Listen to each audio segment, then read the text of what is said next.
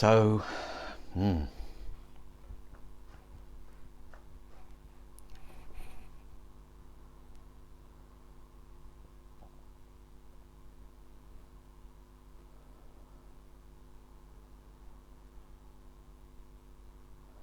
I had a long talk with my sister.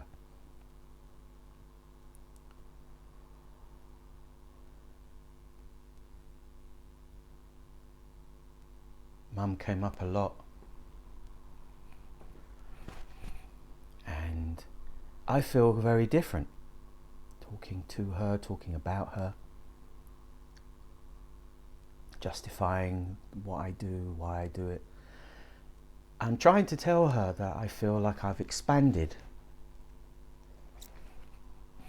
I've indulged as well. I've eaten things I don't normally eat. Some I bought myself, but I'm reluctant. I've always been a bit reluctant to spend money, waste money, do things with it because it's a finite amount. There's no income.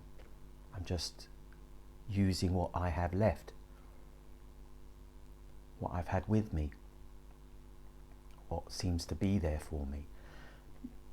In a small way, not big, not feeling like I wanted things, not really needing to find pleasure, just nutrition, things I like, sure. I still had things I like, just not so many, not much, not all the time. But there were times when I just had pita bread and a bit of tin fish. And it wasn't that it wasn't possible to have more. I could have made a list. I could have said I'm going out to get a few bits. I don't feel like I can buy something for myself, have something from her, and yet if she's having something, then it's okay for me to have something. And suddenly I feel free. I can spend the money. I'm not frivolous. I don't buy things I don't need or wouldn't want, or the most expensive version. I still approach it with the same philosophy that I have. The difference is that it's like I've been given a gift. So, okay, take this card, go into that shop, buy whatever you want. Whatever you want. I don't come out with bottles of champagne and massive sides of salmon. I probably wouldn't choose the most expensive thing just because I wouldn't normally do that. Doesn't mean I throw my principles out of the window. What it does is I can now try that, sample that, have that, taste this. Just be spontaneous in the moment. Allow desire, want. Just allow it. I'm not too attached to it. There's no rush to have it. It can come at its own time. But what I did do yesterday was something I haven't done before since being back. I took something without paying for it. It was only a small thing, a small square of brownie. As I picked up the pastry I wanted, the swirly pan au raisin thing from Lidl, I saw this, looked really nice.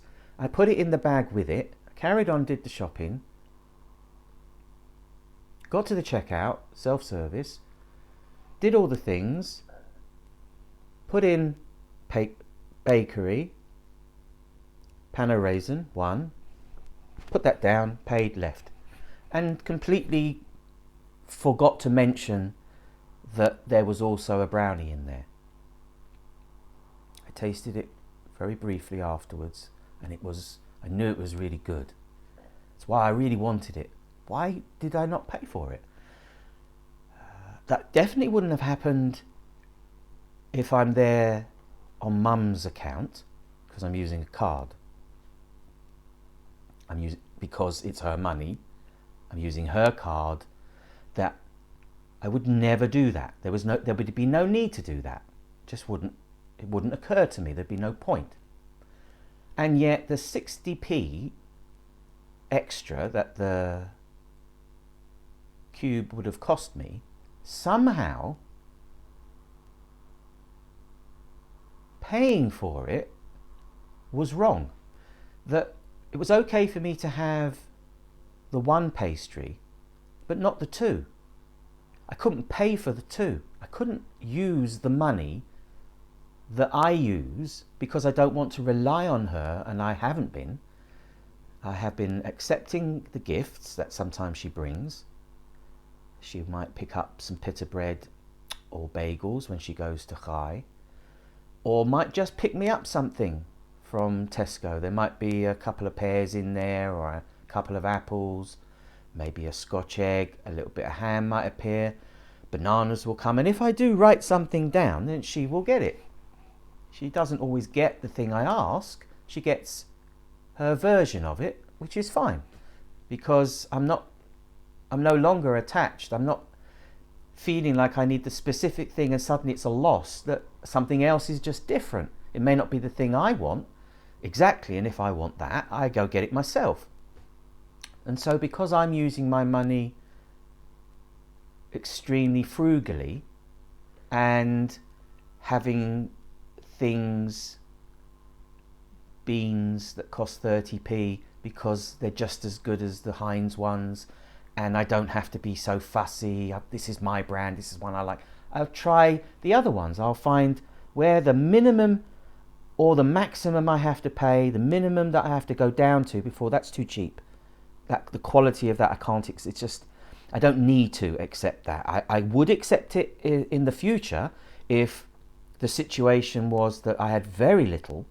Then it's about spreading it maximum. So I would take cheaper because I'm still getting fueled.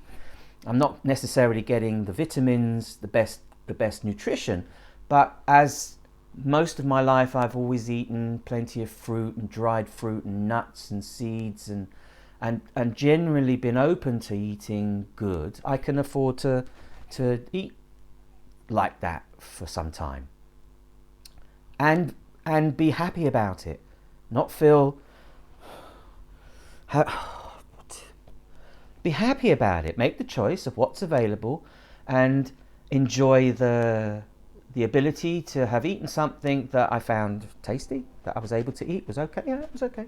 For very little, sometimes for nothing. And it's the nothing that I would explore. When I was living in the van, I had more savings than I do now. I've spent a lot being out in America for 3 years.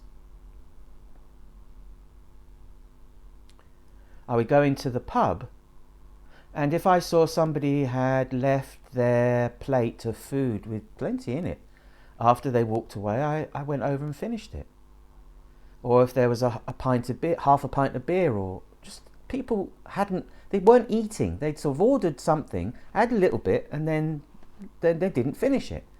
And it seemed such a waste that most of it, I didn't eat the bit that might have had tooth marks on it or something like that, cut that bit off. But behind that was just as if it was my meal. They're just eating a meal like I would have been eating a meal. And if I'd been eating a meal with them, I would have in no way felt any awkwardness about saying, do you want that? And I'll have that if you're not eating that, and have it. I wouldn't have wasted it, but it would have been socially normal to do that. Yet a stranger's table, a stranger's meal, well, why should that be any different? So I explored that. And I ate some chips, and I had a burger, and I had half a pint of cider, a few things here and there. I felt very weird doing it because I knew I didn't have to. I could buy food. I had money for food. I would go around at the end of the day to several small places that would reduce things very cheaply. And they tasted the same to me. In fact, sometimes I felt that they were better, slightly aged. I'd have that day's sandwich that would have normally cost £2.75 for 40 pence. And things like that. So I wasn't even having to choose. It would be, well, what's available? Oh, it's this today. And another day, oh, I've got a choice, this or this. Well, let's have that. And it became where actually I was having so many of those things. I was able to get there. I would do the rounds. So I'd get lots of exercise walking to see what treasure might I find today. So I'm basically a treasure seeker. I never know what I'm going to find. Sometimes there's nothing there. Sometimes there are things of wonder that I've only, it'd be good to try that. But you just never see. They're never reduced. They're never left over. Everyone loves them. Suddenly there's one. And it's cheap as well.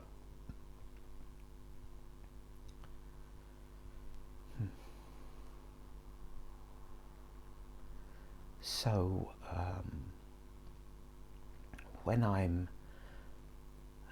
Mum left me £20 when she left. She came up to me and she said,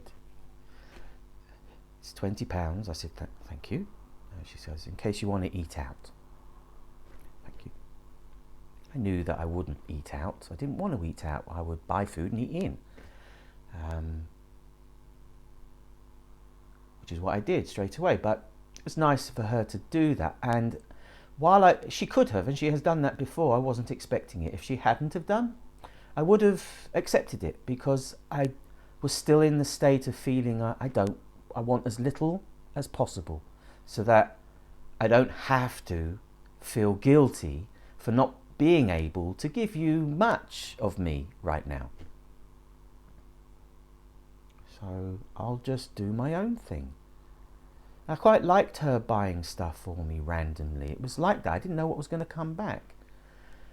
Writing a list is fine, but it doesn't work. It doesn't return that. It feels weird. I should go and get it myself, but I can't turn around and say, "Can I have some money?" When I do have money, I could buy it myself. I don't have to believe you're supporting me, you're supposed to look after me, you've got more than I have, you've even got money coming in, I haven't, I am here, I'm your son, so why don't you just give me? Why is it so difficult for me to feel like I have to ask? And when I actually can't ask, then I let go of trying to. I don't really want to ask. I would, if I didn't have another solution, if I didn't have money to go and buy myself a few things, then I would have to ask. Then I would say, "I don't have any money." And you say, "Well, yeah, of course, have some money." But because I had lost her trust, that when I'm given the card, I go out and pick up a few things, and she always says, "And get something, get whatever you see, whatever else you want." I do. I get a few extra things. It took me 3 days actually to get it all, because the first time I went out with the card to get all the Christmas food and stuff, I almost got nothing other than what she had asked for, and realised that actually we could do with having a few things like chocolates or, Christmassy stuff, mince pies. They weren't on the list, but they were the things, and whatever else you think of. So I went back and did that again. It took me 3 days to, what about that? That would be nice. While also not spending a fortune, while also looking for the deal on it, seeing what was on offer. Being out at Tesco as late as I was yesterday, I'd never seen what goes on there. And there's this strange occurrence where people are mulling around near the back. They're sort of waiting for something. And then they slide over some pallets with reduced things that are really reduced. Not just the sort of 30 pence reduced that you see in the reduced section during the day, but they've now really knocked it down cheap. And there's a swarm of people who are not fighting over it, not pushing to get to it, but eager to see what's there. And, oh yeah, that one, that. There's loads of things to get that are right at the end of. So the people are right there. I sort of didn't want to go anywhere near it at first, and then when it calmed down a bit, I sort of went over just to have a look and see. Oh, okay, those kind of things, and then backed off because I wasn't interested. I wasn't there to find things that could be used now or tomorrow. This was for Christmas stuff. So it had to have shelf life. So none of that was interesting to me. nor would it have been really, because there were so many people and it was quite a rush. They were so excited to get those things that it wasn't something you could just approach leisurely. You had to go in there and see what you wanted, take it, and there may be several of those things, or you'd miss out.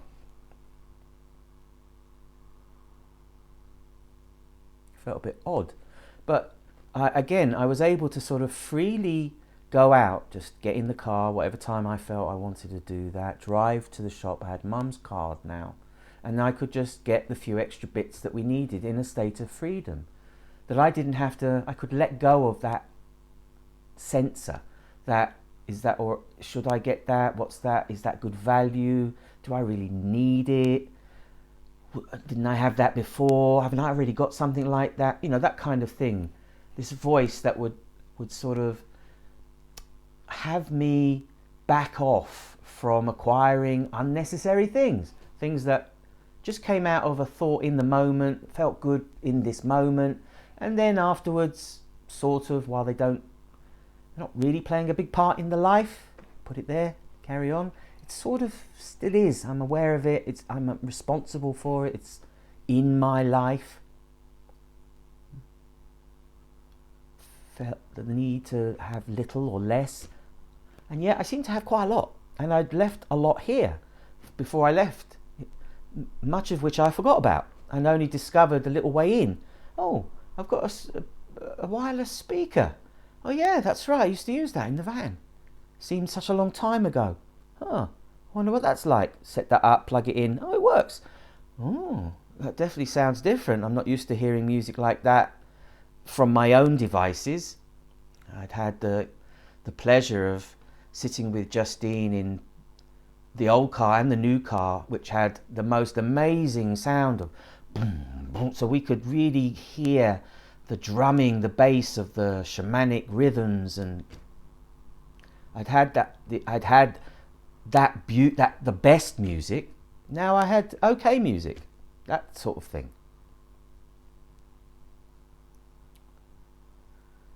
I had everything. I've got loads of things, so many little things that all have a place, that seem to have a function, often multi, just where I need it, just to hand. Don't have to think about it, don't have to figure out where it is. I always know exactly where the thing is, because it's always in exactly the same place.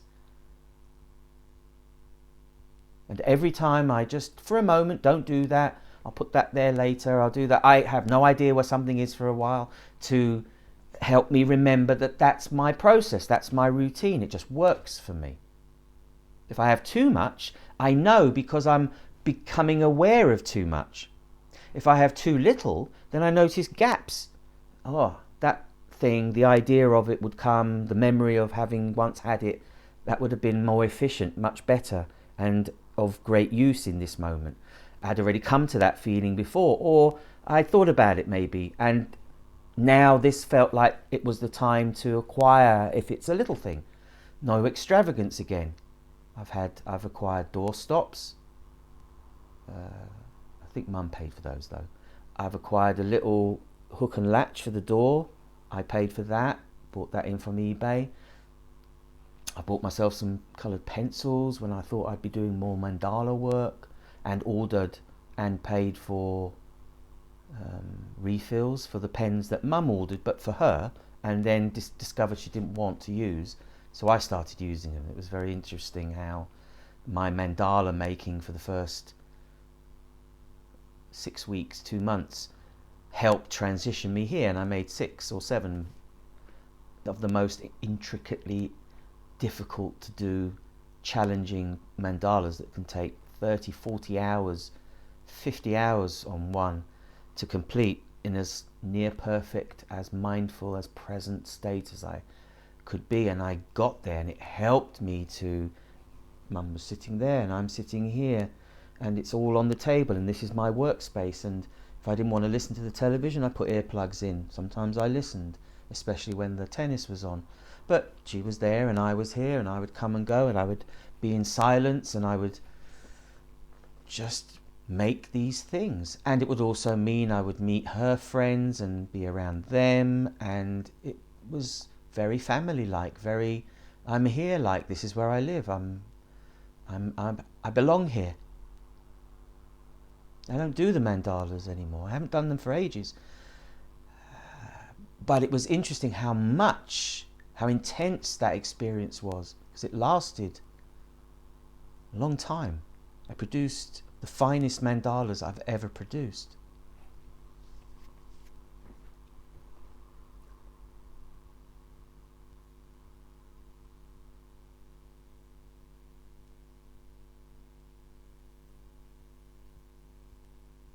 But I have also used her money, her card, in a freer way that she wasn't used to. Ordering things on Amazon or eBay that I had ordered for her and for me when I first got here, with her input and idea, and then just adding on a few small extras, box of incense, which we both used. Like I was pushing the boundaries, or finding where the boundaries, the limit was, in order not to have to use the money that I have. There's something about using my money that I find difficult. I've always had it. I've often had way more than I could ever use, way more than I need. I've always had enough. Even when I thought I didn't have any money, I still had enough.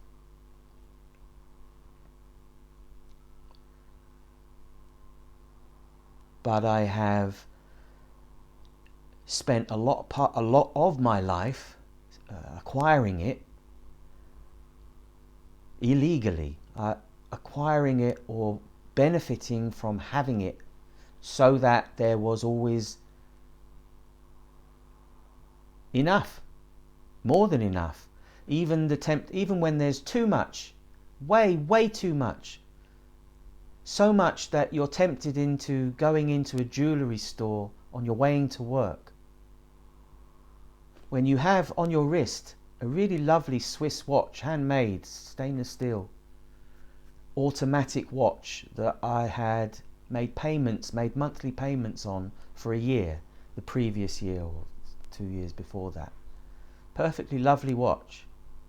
But be tempted into going into a jewellery store on the way in, put £2,600 in cash on the counter, and walk out with a £3,200 gold and silver Rolex. And this is in the late 80s, so however much that's worth today. Just buy it. There you go. And feel like that now I have made it. Now this unattainable thing, when who would ever spend, only someone just so wealthy who would spend obscene amounts of money on a thing just because there is so much of it, it is sort of meaningless. If I haven't got one of those, get me 3. So I had this thing which I didn't earn. It's not that I had taken the money that I was legitimately earning at the time, and this was so important for me to get that I used it. Of course not. It was meaningless. I would never have wasted resources that are...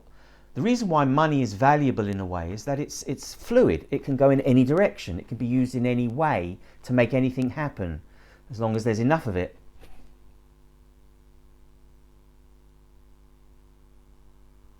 As soon as you buy something with it, that thing is now... It's very limited in what it can be done. You can sell it, you can get some back, but it's complicated. So it has to be very useful, and if it can be used in many ways, if it has the ability to enhance in more than one way, that makes it even more valuable. But when you've lived a life of moving around, you realize that the acquisition of things, no matter how good, eventually makes it impossible for you to carry everything. You've got to start leaving something behind. I experienced that myself when, having moved into a beat-up RV, a 30-year-old vehicle that was about to be driven from Minneapolis, from Minnesota, all the way to Colorado, which was a long way, but actually eventually get to New Mexico, which is more than twice the distance, many, many miles, of which I drove some,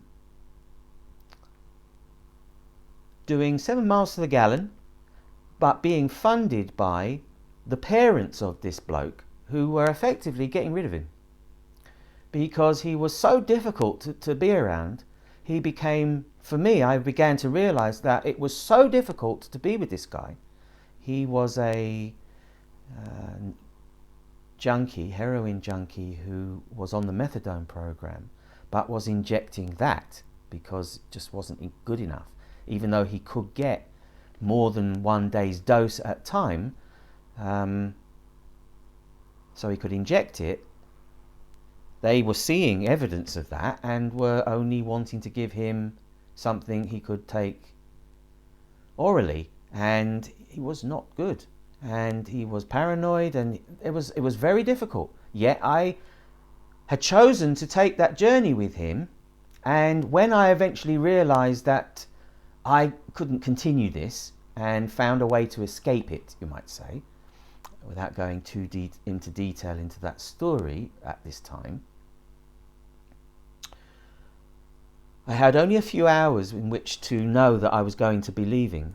I had to do it a certain way. And I realized that I just had too much stuff. I simply would not be able to carry everything. I never expected to have to make my own way with things. I'd been staying with my friend for quite some time.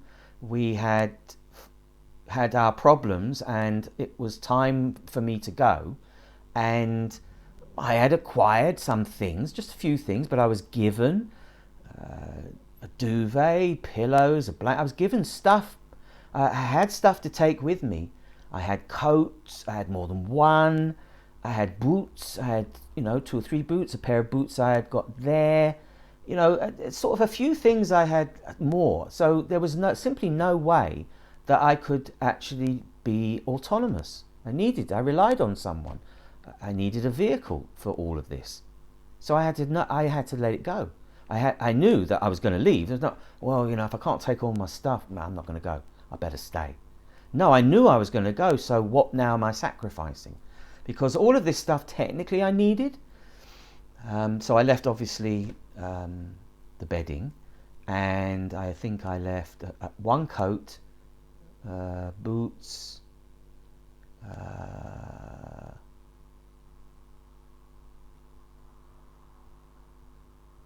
few other bits and pieces. I still almost took too much. I must say I really struggled. Oh, I even had an inflatable airbed. Yeah, here we go. I'd bought myself an inflatable airbed that you could electrically press a button, turn the thing, it inflates it, turn it the other way, it deflates it. Up and down, 2 minutes. Very convenient, and I used that to sleep on Patty's floor. I took that with me. I wasn't sure if I could sleep on the bunk because it was so horrible in there, and there was blood stains on the sort of unwashed sheet, and I knew I would have to make some kind of, I had to make a nice bed. I wanted a nice bed, but I had to feel like I could be in it. So I took this inflatable bed with me. I mean, I'm not coming back. I took my possessions. I never used it, not once. But I never left it there either. I decided to schlep that back because I knew that I would need it again, that it was going to be needed. I'd have to inflate it as soon as I got back to Patty, which was where I was going. What should have been left there is, look, I'm just leaving there, like I left my chair. I left my beautiful, comfortable, rocking, tilting, comfortable chair, and I had to go sit in it in her apartment if I wanted to sit in it, when sometimes I really didn't want to be around her. I just wanted to sit in my chair. I still felt a bit in leaving it when there's no way I can bring a chair, an armchair. But I thought I could carry an inflatable bed, and it was heavy, and I did. And it was a struggle because the journey home was very difficult. I'm not sure now. I think I may have gone so far off the point that I don't know why I was telling this story.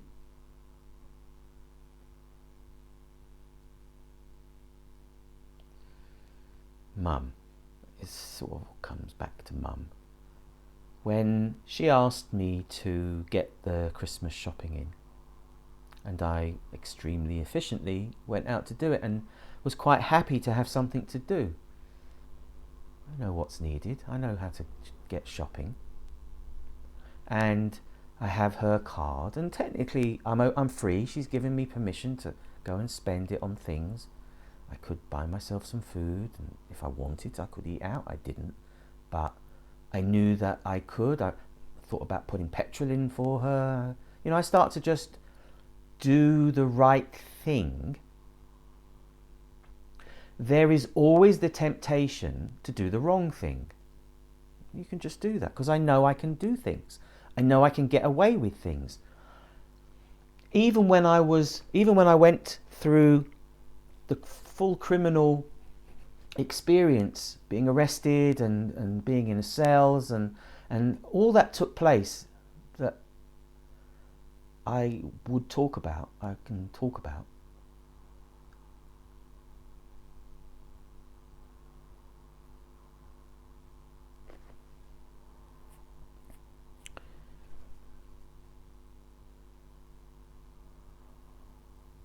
There is something about it feels like I can do it. There's no question I can do it. Money seems to be around me. I was in Tesco last night. I look round and there's a $5 on the floor. I've often found money. I used to find it quite a lot when I was first in America. $10, $5, $20. There'd be just money on the floor.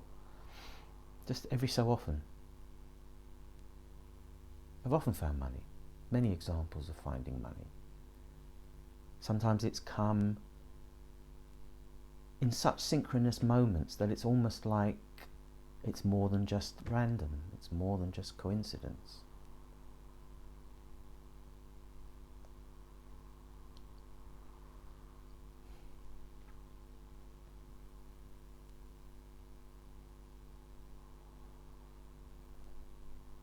The last time I had very little money, I still had enough. Since having lots of practice acquiring other people's money or other businesses' money, corporate money, the thing that the business world values above all else, it's God, it's what they all do it for. Those who, whose agenda is wealth and privilege, like it. As soon as I was given permission to spend her money, suddenly things that I could have easily had I given myself permission to have, I could now have. I could indulge again. I could enjoy. I could eat for pleasure, just for the sheer pleasure of enjoying it. What does it taste like? I've always wanted to try that. Or let me have those again. Let's have a Coke. Bit of sugar. Taste things that taste nice, that are enjoyable. It's not like I've been deprived. I've been able to have little things, little of that. It's always there, a little. But suddenly I'm having a lot. Nobody's watching me, nobody's seeing me. And where I've definitely been repressing myself, suddenly I no longer have to. I've spent the last week expressing myself, opening up, letting it out, saying it. And so now I feel like I want to eat that again. And so I get it, or for the first time, and so I can just go in the car, start the engine, drive to the shop, get the thing. I thought about walking. I thought, well, I could, but this is a unique situation. I'll be doing all the walking another time. It's so convenient. It's almost, I don't have to think about it. I just decide I want the thing. I bring a way of purchasing the thing. I drive to the place that has the thing. I purchase the thing, perhaps with one or two other things. And then I return to enjoy having them. I can see the reason why this life is very tempting. What makes it so desirable? Feels so nice to get that thing and have the best, the finest. Now get me the finest, would you? I can see why it costs this much. Very good. I mean, getting back to the Rolex, it was an extremely amazing price to pay for something that, at the time in the late 80s, there were people who had all kinds of knockoffs and fakes. And people were wearing all kinds of things, and we hadn't seen fake Rolexes. And they looked fairly good. Obviously, once you held them and got close, you could see the difference in the way the hand moved and the weight of it. It was very nice to have the real thing on my wrist. But what was interesting was that I then went through a number of experiences where it was just thought it was fake. They just assumed it was fake. They just said it was fake. And it was just so ironic that actually I knew it wasn't. But everyone, why are you wearing a fake? It's not a fake. They didn't believe it because it's just too much money. It's too much. It's such a, if I had actually spent time to convince them, if I'd actually, because it mattered that these were the people I needed approval of, they have to believe in me. Come over here, look. Feel the weight? I show them all the reasons. Let's get close to it. There's no question, once you look at something that costs thousands of pounds, it's clear that it is quality. The people who make those things, the passion, the skill, the art that goes into it, they're doing something they love. That's their field, that's their thing. As a timepiece, it wasn't particularly accurate. In fact, my one broke down 1 week after I got it. I had to send it back to Rolex to have it replaced. And the thing is, I'd spent ages choosing the very shape pattern of face because it was a slice of granite. And each one was unique because obviously no two could ever look the same. But when I looked at them, I didn't like that, or I didn't like that. But the one that I chose, I liked. Now I ended up with a different one entirely, and I had to accept it. And somehow it didn't matter anymore so much. This thing that came in a leather-bound wooden box that just exuded wealth and made it and status. You wear that watch and people see it. The fact is, when I wore that watch, they just thought I was a cheap, I'm wearing a fake watch as if it's real. Look at him, acting like his fake watch is real. It didn't matter what I did. It was always going to be shown that this wasn't the right way to be. This was valueless. Oh, it only cost 3,200. It's only worth 3,200. Well, my one was 10,000. Look.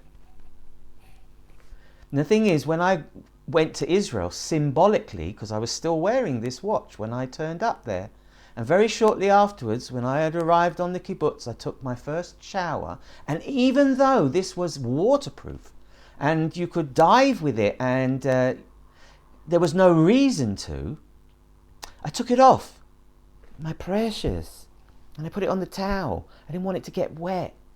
Didn't need to. Just going to wash.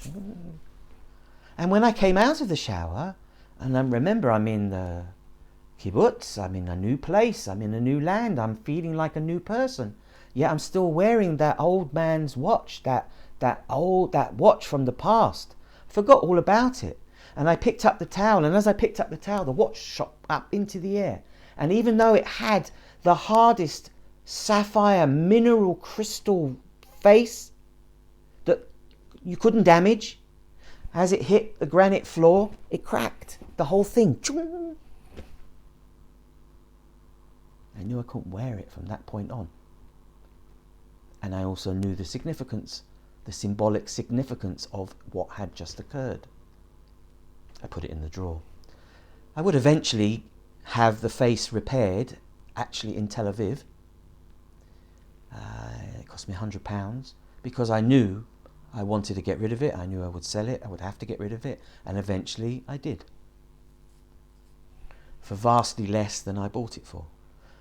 But then it wasn't ever really mine. And it's interesting that that money, the money that I got for the watch, was essentially stolen money, even though it didn't have to be. That it was given to me by somebody who had slowly over time just slipped a fiver out of the till into their pocket. It's not that they weren't paid enough or didn't have enough. They were the son of the owner after all. But they just felt they wanted to take it because there was something about taking other people's money that once you do it, it sort of becomes like a drug. It's like you want more of it. It feeds itself. And the money, which stank of salmon, because the fingers had salmon grease on them when they would take the money out of the till, was sort of... So this thing that I had that was... and I was giving it away, but I couldn't give it away. I wanted to at least get something back for it. What I received back was stinky, smelly, stolen, mostly stolen money. It was all tainted. It was all off. None of it was nice. It was all just... oof. But at the time, it was an acceptable thing. Late 80s, people were loads of money and flashing it around. And I had so much of other people's money that I didn't have to think about it. I didn't have to apply morality to the decisions I made, which I would have to do with my own. Can't just act frivolously because I appreciate it that I have to work hard for it, and I also don't want the things like that. I thought I would never need something like the Rolex when it's not that I didn't have a decent watch. It just wasn't flash. It wasn't flashy. It didn't have status about it, even though it wasn't cheap. It was a chronological, a real good timepiece. Again, automatic, and now I wouldn't choose anything like that anyway. I would much prefer solar powered, radio controlled, and I've had one of them in my time, which should be absolutely accurate no matter when no matter what. Even that went wrong for me in some way. So my attachment, my desire for things, unless they're absolutely essential, I mean, there's nothing wrong in wanting a toothbrush and some toothpaste to use it with. But obviously there are people who have to experience the world without a toothbrush. They just don't have one. Or toothpaste. They have to find another way. They have to somehow still be able to keep their teeth. Perhaps they're also not eating all the sugary stuff that we in the West have freely available. Again, permission. It's Christmas. So what do? It's Christmas. So you can indulge. You eat loads of things, and in ways that you would normally never allow yourself to do. You would feel far too guilty. What? You ate 6 donuts? But it was Christmas. It's Christmas. You get you get an excuse. Loads of mince pies, loads of drink, loads of cream, rich food, extravagance, indulgence. All the things you don't normally do in the way you don't normally do it. Blah.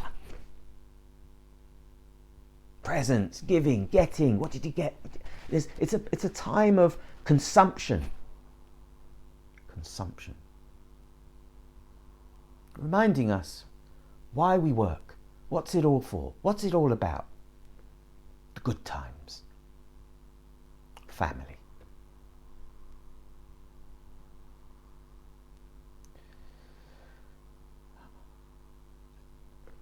I look forward to not doing this. Not being subject to the idea that in a controlled way, but all at the same time, at least for all those who live in a Christian society that celebrates Christmas. It's a lot of the world is like this. All in this moment, indulge. Gluttony. Excess.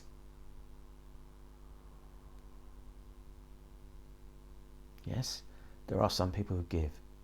There are some people who offer themselves, who work in soup kitchens, who help make sure that those who have little have something. They give of themselves. They do it differently.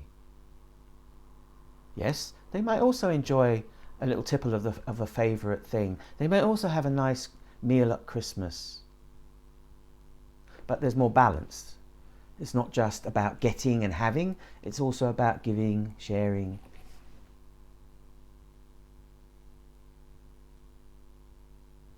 There's a greediness in obtaining something you don't actually need. It's like a hunter going out to kill. You need to get food, feed the family, feed myself and the family, perhaps even neighbour. And so if you hunt something successfully, you've got plenty of food. You don't need to kill 10. They'll still be out there when more's needed. Hunter takes what they need, preserves it if possible, and uses all of it, makes the most of it. He's grateful for and so on. It's like, again, this feeling of indulgence, freely indulging without guilt. Why is there guilt there in the first place?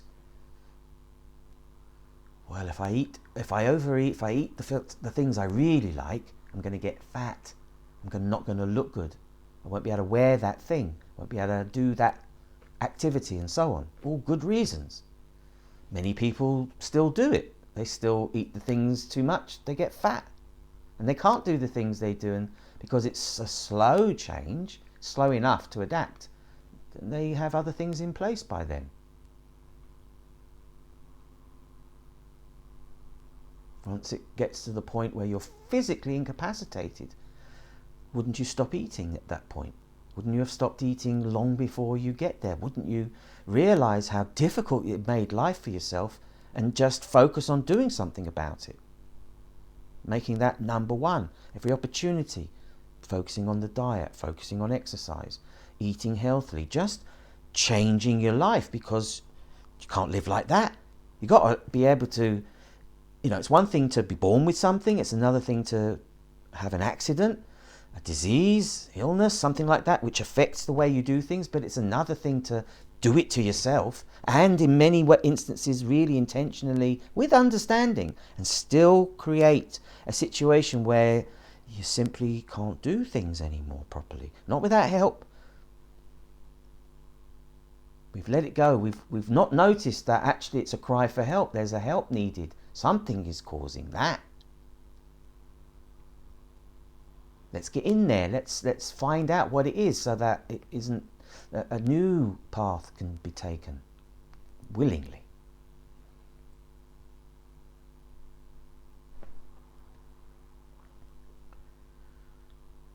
Part of me is perfectly okay with her return. What's turned out to be something that, in a sense, had limited time to it, so that I wasn't to get used to it. Just 3 or 4 days, something like that. So, I get a few days to myself. I manage to do some things and whatever. But basically, I'm just keep in the same mindset, the same routine. Has extended itself without actual end even now. We reached first week, 1 week, and there's still not an exact knowing of when it's over. Maybe tomorrow, probably Tuesday, but you never know what's going on. I don't need to think about it. I'll just deal with what I know to be true. Christmas is just there. Tuesday, Christmas Eve. Sister and nephew are coming down. She's a little reluctant. She's not seen her for 2 months, so there's built up. And I've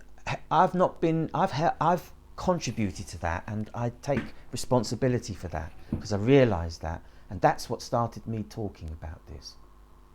I've said some things and I've helped her to understand how much I benefit from being on my own and things that have taken place, and I colour it a certain way. And I am telling the truth, but it is put out in a certain way that, while again not intentional, it is still colouring it a certain way, and it's not the whole picture. And so she's a little reluctant, she's not looking forward to it. She thinks it's going to be an effort, and I'm hoping that that's not going to be the case. It's going to be very different. Mum will be different, I'll be different, and this has never happened before. This has never happened before. We'll be in the moment for the first time. We've never spent this Christmas. There's stuff here. The pressure that Mum had somehow...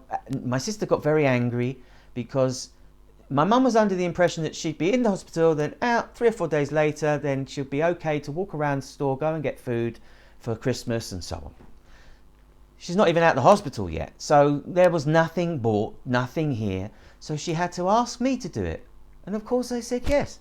And I figured it out in my own way, and that's when the card came to me. That's when the credit card was finally given to me. I didn't go looking for it. I didn't even think about it. I just was using my own money. I had spent the £20 that she had given me on buying some nice things that I had brought in and cooked. Interesting things, just normal things, not even some of the things I'd had before, other things I hadn't, but just freely purchased in the moment because I was using her gift. So I could allow myself to do that. I could let go of the censor, the judge, the criticizer, the checker, the gatekeeper. Just let go and just feel open and free and have something, have a little bit of that, have one of those, get one of those. Oh, that'd be nice. And because I'm coming back to the same state, I can hold this state. I'm not fluctuating with different issues and emotional reactions and so on. I just started doing it like I might just do it. Being a little more slobby, a little less disciplined, a little less... Just because I know that if I didn't do it, Mum would do it. She wouldn't just leave it, she would have to do it. She would put it away or throw it away or tidy it up or something. And not wanting her to do my things, I make sure I don't leave any mess. I put it away, I clear it up, so that she only has to do her things, just like it would be if she was living here alone, which is how she's wanted it.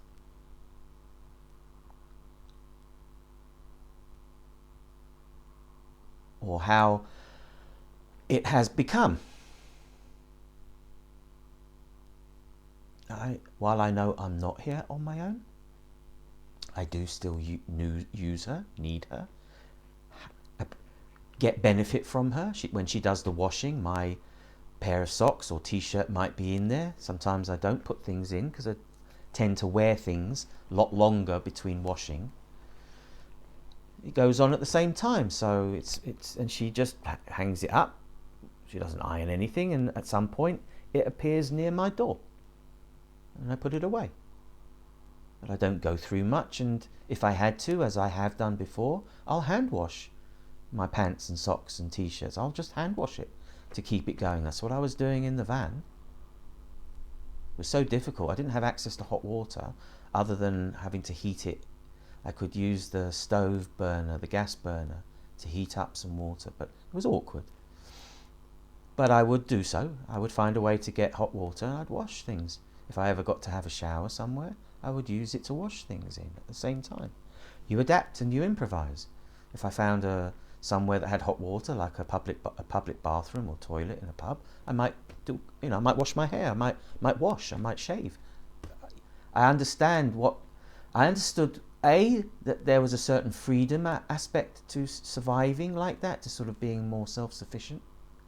But I was quite privileged. I wasn't homeless, even though technically I was homeless. But I felt like I was living in a van. I had a home. I owned the van free and clear. I still owed a duty of tax. Each year I had to get a service done. I had to have the thing validated. emissions checked, I had to still insure it. I did think about not having any of those things, letting it go, and having the feeling that I could get away with it, I could do it. It would just be very difficult. It would be hard enough to deal with where do I park this thing that somebody won't feel like they ought to find out who it is. I didn't want to give anybody any more reason to look in my direction, so I knew I needed to be completely legal so I could forget all about it. As it turned out, I would have to deal with authority a few times, and if I had been illegal, it would not have ended well for me. And it wasn't that I didn't have the money to be legal. So then it was okay to spend the money. I have a very, very powerfully strict criteria. It's like the thing I have is a gift. And it's not exactly mine. So I have to use it in a very particular way. I'm only allowed to use it. I will only allow myself to use it in a way that I get is right for me. There's a certain feeling, I can't explain it because it's a feeling, and it has to be there. And if there's another feeling there, or if a different flavour of that feeling is there, then it may be telling me something else entirely. So I'm not allowed to consider the money that I have as mine. It is money there to assist me, to assist in the life I live. It is not my money. Any money that comes to me, Mum gives me £20, you say, and very quickly I go and spend it, because if I don't go and spend it as if it's just extra, very quickly it closes in to be part of the cash, part of the chest, and it comes under the same rules that all the other money that's just sitting there. The money that I carry, the money that's been there with me, that has provided me. It's not that I haven't actually had money given to me, received money. Money has come to me in ways, but it hasn't been as the result of a job. It hasn't been as a result of seeking it in and of itself. Even when there have been opportunities to perhaps earn it, I haven't needed to accept those, because I had enough for what I was doing, for what I would need, because I wasn't really going to be spending it. And I'm around people who want to share, are able to share, do share, so that often it becomes where I can really live minimally, because they have more than me and they're willing to share it. I only now need to get the extra things, or maybe the things that we need to make this moment better, or just the things that will be needed to replace essential items like underwears and socks or shoes when they run out, when they wear out. To avoid having to come into the solidity of the work being, this is where I live now, this is what I do now, these are the people I see now, this is the route I take now, that's the shop I go to now, that there's just that. And then I have to find a way to get out of there for a bit, and that's good, I've got away for a while, and I've got to come back now. Am I coming back to something I'm looking forward to? Do I do a job I love? Or is it monotonous and mundane and, back to work on Monday? Yeah, I know, it's been lovely to be away, but, and the thing is, I've got all this waiting for me, and then you get back into the stresses that made you want to get away from it in the first place. Made you look forward to, can't wait to take that 2 weeks in Tenerife.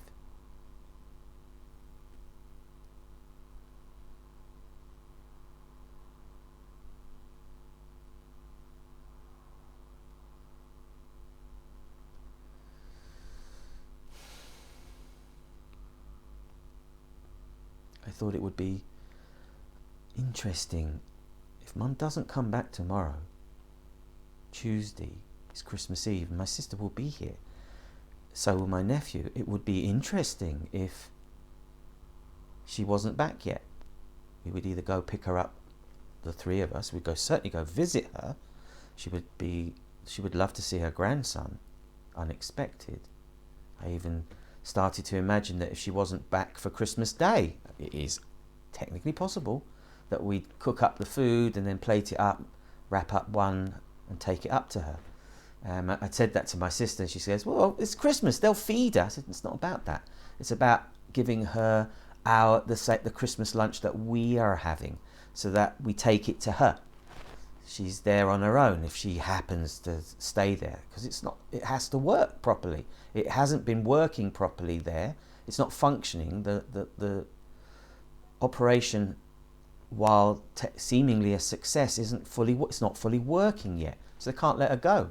And they can't just sort of be waiting the moment it works. Like, okay, it's worked. Yeah, you passed. Okay, get out. They're going to give her tomorrow. Okay, so as long as it keeps doing this, we'll monitor it. Then by tomorrow morning, you should be okay to go. Take it easy, blah, blah, blah. Christmas Eve is fine. It's interesting. She comes back just before Christmas. That if they're not already here, that they'll be here very shortly afterwards. So there's all these sudden possibilities of how the future could be. And if it really isn't healing properly and they're having to keep her there and it's moving into this Christmas, the Wednesday, well, the roads will be much easier to traverse and I would feel good about going to see her. I am okay with going to see her. I would go to see her. What's interesting is that, today's Sunday. It's actually a good day to take a drive. I could drive and see her. But I'm pretty sure she's going to be back Monday or Tuesday. It's only a couple of days now. And it's interesting.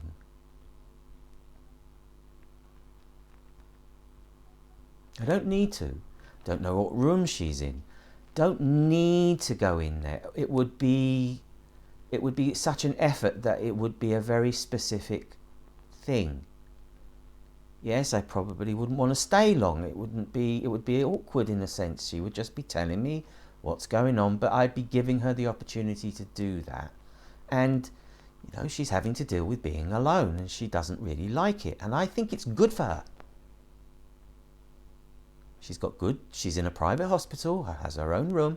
She's got nurses around her she likes. She hasn't been eating. She's on liquid because of it's not working right yet.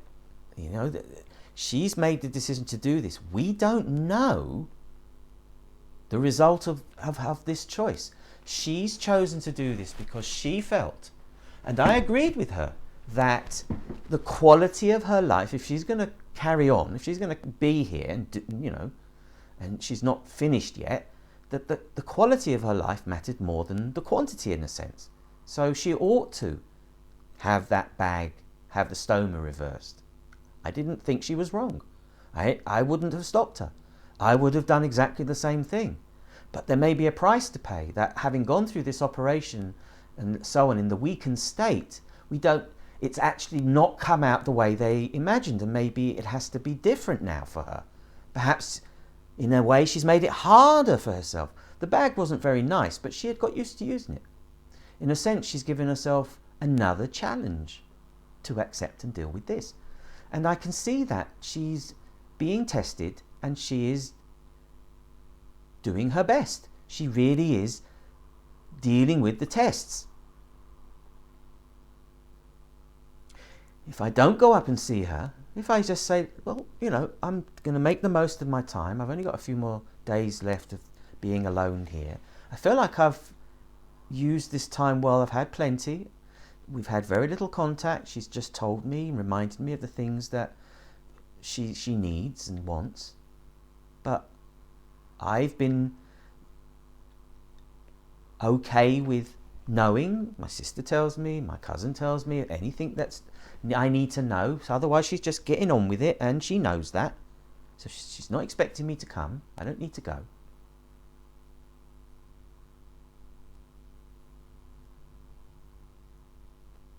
Would certainly send a certain message.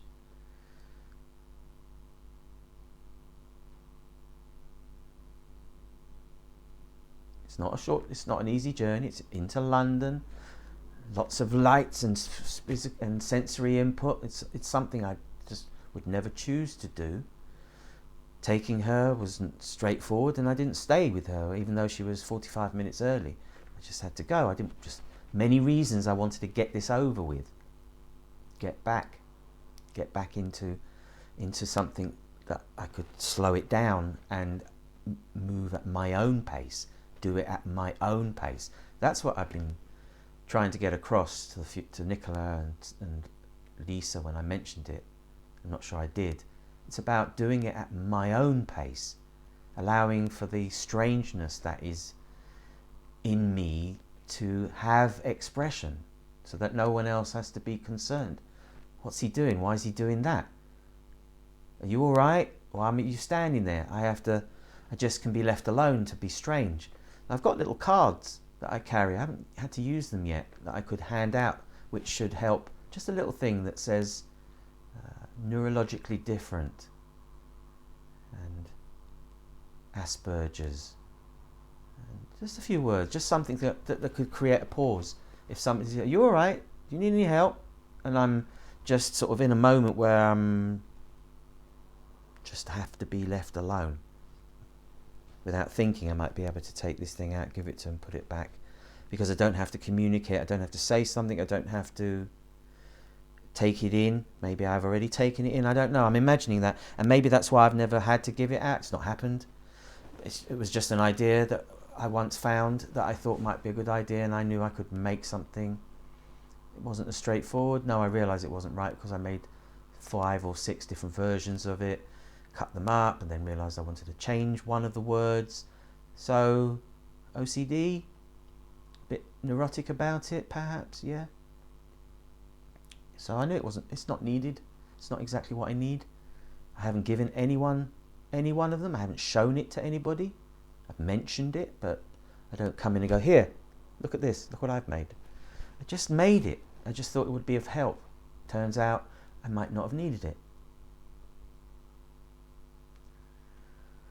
I'm not doing anything except talking to you. It's Sunday afternoon before Christmas. Everyone's out getting last minute stuff. I don't know how busy London would be. It's a challenge for me to go up there, find somewhere to park. I don't know the room number. I have to go in. I have to ask somebody. I'd rather they didn't announce my presence. "Hello, your son is down here." I'd rather know where she is and just open the door. And I'm complicating it by wanting those things, you see. It's like it's making it conditional. Well, I'll do it as long as I can just go straight to her door without I have to do it and let whatever turns up. Whatever comes of it, comes of it. There's a lot between sitting here imagining it as a possibility and actually putting it into practice and going into the cold and being dressed and putting the coat, getting down. I know the route, something I don't have to think about the journey. I don't have to use a sat nav. I know where to go. I guess I could just drive up there, see if I make it, see if it works out, whether I find a parking space. There's not many places to park. I'm concerned a bit about the message it might send, like I'm missing her or something. You know, there was no hug. I didn't give her a hug. I don't really do the touchy thing, but I do hug Lisa. I don't mind giving Lisa a hug. I don't mind giving Nicola a hug. I don't mind having a hug. It just has to feel right. It doesn't feel right, so I don't do it. So when I dropped her off, there was no hug. I'm not, "Good luck, have a good," this is what needs to be done. That's what you're choosing to do, so you go ahead. Hopefully it works out. Hopefully everything happens, and see you with. The last words I said to her were, "See you when you're bagless." Well, she is bagless. One way or the other, I don't think the bag's going. Well, I don't know, but she doesn't have a bag, so she's connected to pipes. I don't know. Do I want to see her like that? Do I I don't particularly find it comfortable going into hospitals anyway. It's still a system. I am tempted to just walk in and wander around. It's not the first time I would have done that. Bypassed authority, bypassed the need to know, and just gone for a walk. See where I end up. See if by coincidence I manage to discover. Can I help you? Yeah, I'm looking for my mother, Denise Fund. But after I've already wandered around and somebody has actually come who's going to take me to her room, which means that if there was some kind of protocol of announcement at the front desk, I bypassed it just by simply doing it my way.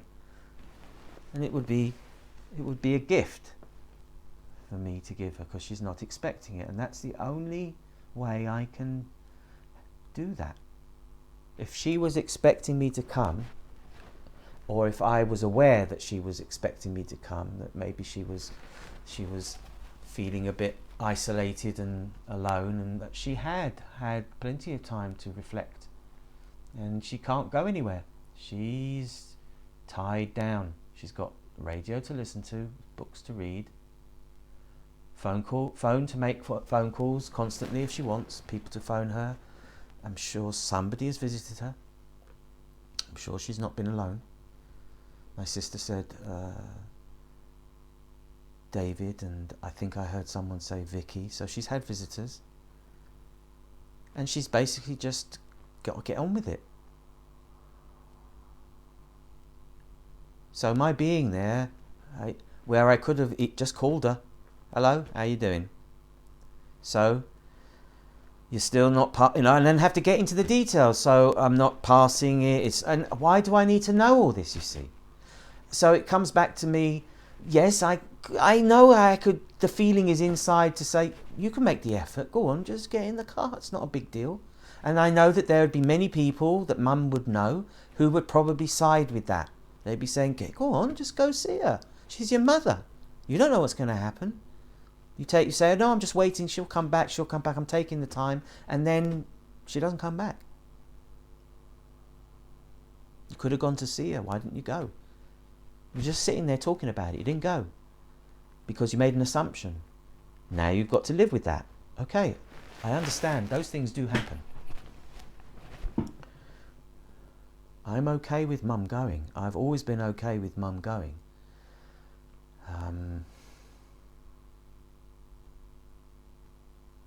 There is no point in her continuing if life is just too much. Maybe there will come a point when she's had enough. She doesn't want to do this anymore. And that sounds like something I would have more ability to help her with.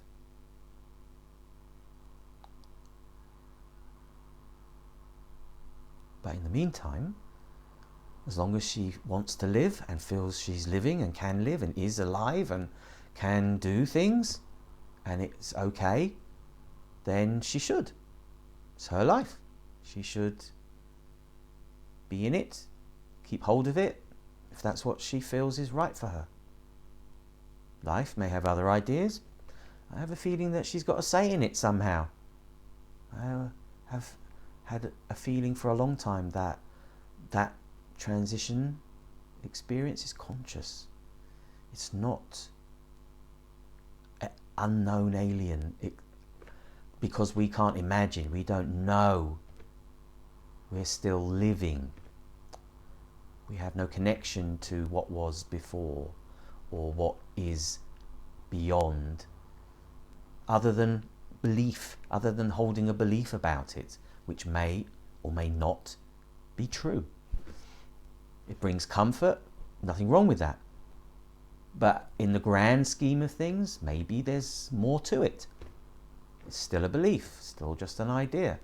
In a sense, better not to need to have those things, so that what actually does happen, what is happening, is what's dealt with. It doesn't need to be thought about. It doesn't need to be considered. Doesn't need to be prepared for, in a sense, other than to accept that it's okay to go when it's time to go. That it will be the most natural thing because it's part of who we are. The death experience, the transition experience is just inevitable. Everyone goes through it, everyone has been through it, everyone is going to go through it. The graveyards are full of people who've had a life and are no more, other than in the minds and the memories of most people. There are some who sense and feel that they're still around. There are others who can see. There are people who feel that they are being contacted and pass on messages and have experiences that leave them in no doubt that there is something going on that's non-physical. Again, it's not important that you hold a belief about what that is. So the only thing that determines that it's time for her to go is when living is no longer wanted. That actually, finally, then it starts to begin to reveal its illusory nature, that in fact it was a construct, it was a creation all the time. It's just been experienced as if that was all there is, when actually this is all there is.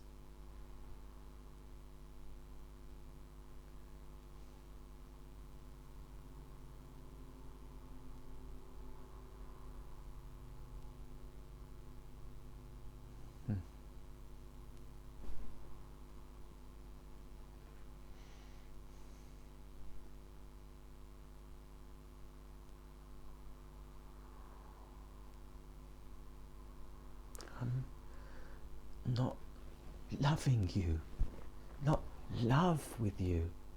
I'm not so, you're precious, I have to protect you. Is she all right? What happened to her? What do you mean? What's happened? What's going on? Being so involved in the story, like a soap opera, like EastEnders. Involved with the characters, seeing them every day. They're like family, they're like people we know. What happens to them, what the writers, what the actors do with the line affects us, and we tune in constantly. We don't miss it. I remember watching it at first, and it's very real.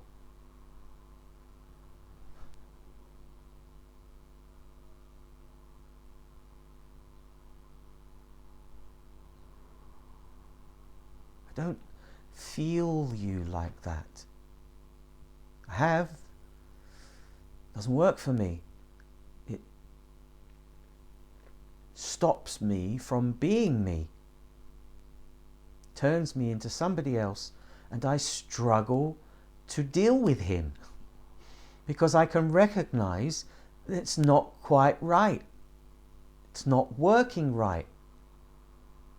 And I know when it is.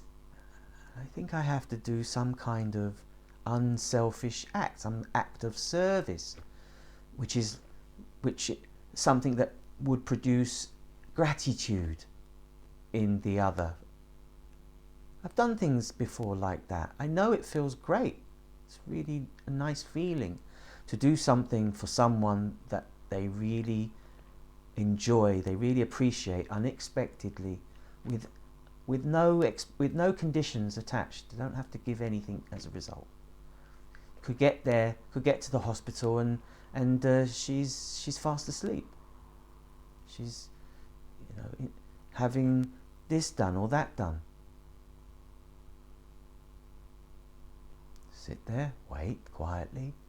Again, it's making me feel like to do that, I would have to feel like her son,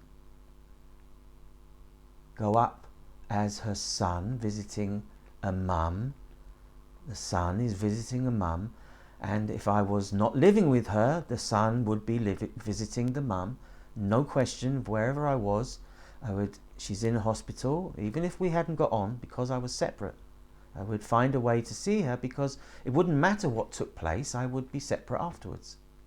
So again, this thing of being separate while living in the same house is not working for me. It makes me feel very isolated and cut off from her, while being around her is too much, too intense, too much input, too much going on. I haven't been able to handle it. But I used to, so I must have been stronger, healthier, better, something different then. Maybe I am different now and will be able to do that. If I make the journey up there, if I do that journey, I might struggle at her appreciation for it. She might not have wanted me to see her with all the tubes and that. She might just feel relieved, because she has got used to. She now maybe realizes it, how much my being here, my presence actually helps her. Just by being here, not by doing anything at all, even though I do some things, but my presence alone, just knowing I'm here, knowing that when she comes back with shopping, I went down and just carried those bags up. She didn't have to do that. That she can rely on me even though she's reluctant to ask me to do things, she can rely on me to do some things. And because I can only do the things that I see she can't do, she has to wait until she's in a position when she can't do them. Then I feel like I can step up. But while I can see she can do that, I don't need to do it. If you're trying to live here alone, if you feel I want to do it my way, I want to live here as if you're not here. If this wasn't happening, you wouldn't be here. And she told me that. She wants alone. She wants to be alone. I get that. I would want to live alone. But what we have is two people who are living alone, one person who's failing and another person who's struggling sometimes, and realizing others. I don't know what to do. When in doubt, do nout. Be still. Sit still. I sort of can feel the possibility of doing it as a good thing, but I have to be sure that I'm willing to, open to, be ready for feeling like I'm more connected to her than I want, because it's difficult to have to disconnect when I discover I've opened too much. I've let her in too far. I've become attached, and I can't become attached.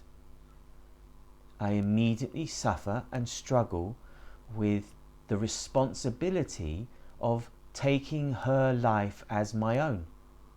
That we are intertwined now, and somehow her well-being is connected to my well-being, kind of like my daughter was when she was growing up. I felt so connected to her that her well-being was so interconnected with me that there were times when I worried that she wasn't back yet. And every time, of course, she always came back.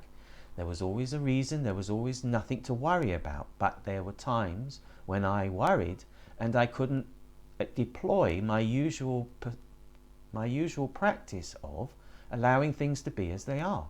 That there is nothing wrong. I don't have to imagine something is wrong.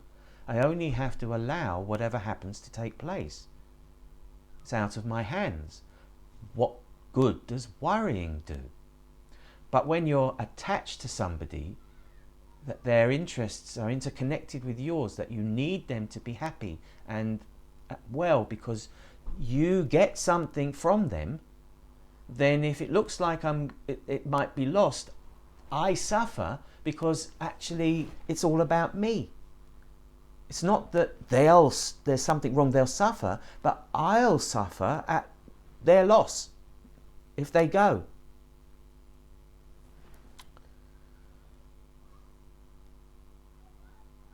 I couldn't stay like that. It was incapacitating me. It was making me unable to function. I mean, you think, oh, I'm just talking about worrying about somebody, and that's normal. But there were times when it was beyond that. Just caring about her, worrying about, I have to define these terms, not worrying about her, just caring that she got on well, that she did the thing, she got to where she was going, caring, making sure, wanting it to be easy and straightforward, not difficult, making it easier for her, maybe doing too much, thinking for her, like my mum did, being so connected to me, so involved with me that there was no division between us, and having to create one, which is, we now have, I had to create one with my mum and have still been doing so. So if the answer is to forget all that and just to fall in love with her and see her as my mum and care about her, this is my mum and this is my son. Let me introduce you to my son. Hello, I've heard a lot about you. Oh, okay. Yeah, your mum praises you and blah, blah, blah. It's very, very nice. When I first got here, there was a few. Let me introduce you to my son. And at the time, I didn't really want to be introduced to.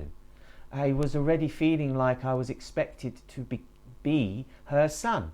And who she imagines her son to be wasn't me. I am her son.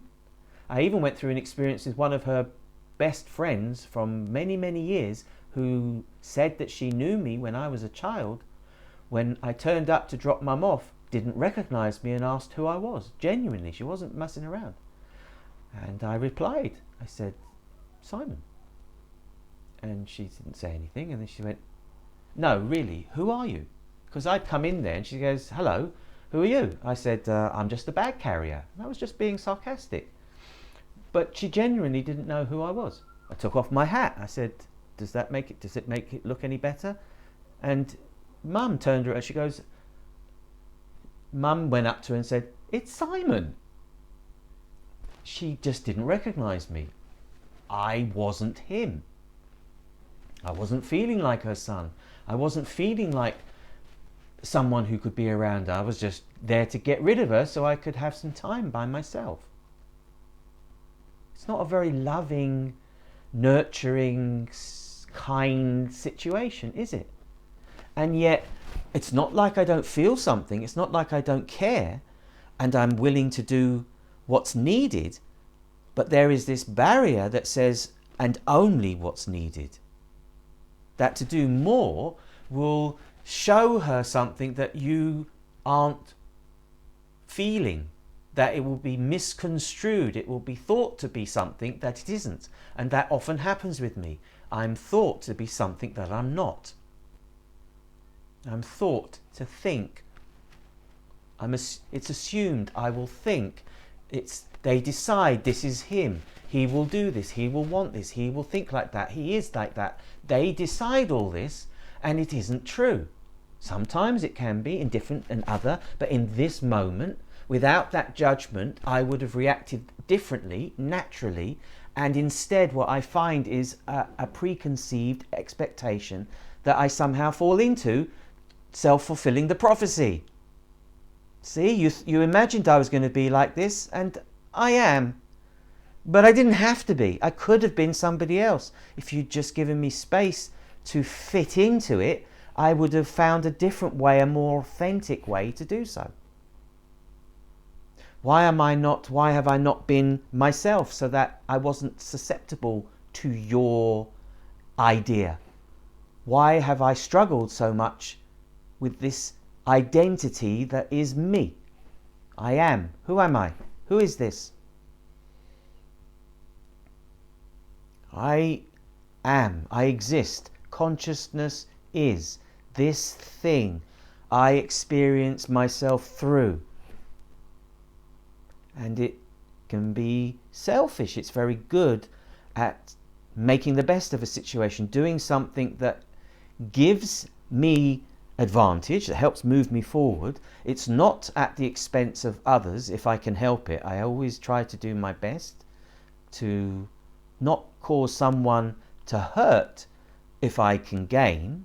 Maybe we can all gain in some way, but that's the intention. It's not just at any expense, at any cost. I have to prevail. I don't have to win. It's okay for you to win. I find that I am naturally able to progress in some way. I'm willing to accept the situation as it is in ways that for others would be inconceivable. For me to find contentment in it and be okay in it and see the good in it. For others it would be only terrible and they would be suffering. I've learnt, as many of us have, through the issues, the experiences, the trials and tribulations, we have learnt more about who we are. And yet, in any given moment, unexpected contact, unexpected encounter, the feeling that I have that allows me to feel I function well, okay, I'm good. I know how to deal with things. I just do it. I just deal with what happens, moment by moment.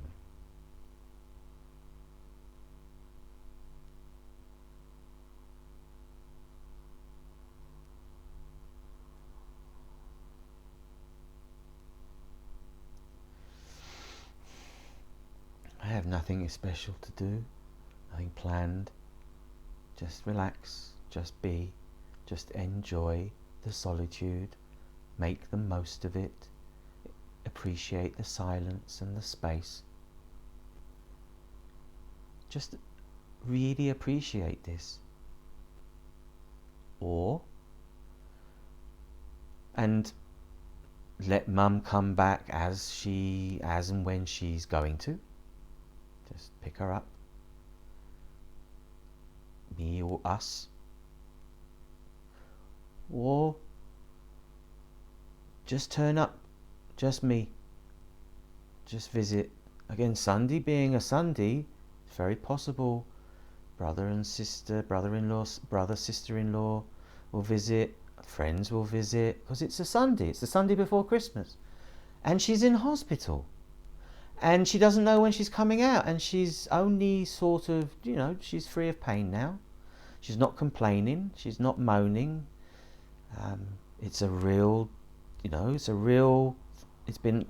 she said, it's the hardest thing. She was more, and maybe that's why I was experiencing something odd from her, that she was more worried about it. I got the sense that she wasn't sure she was going to make it.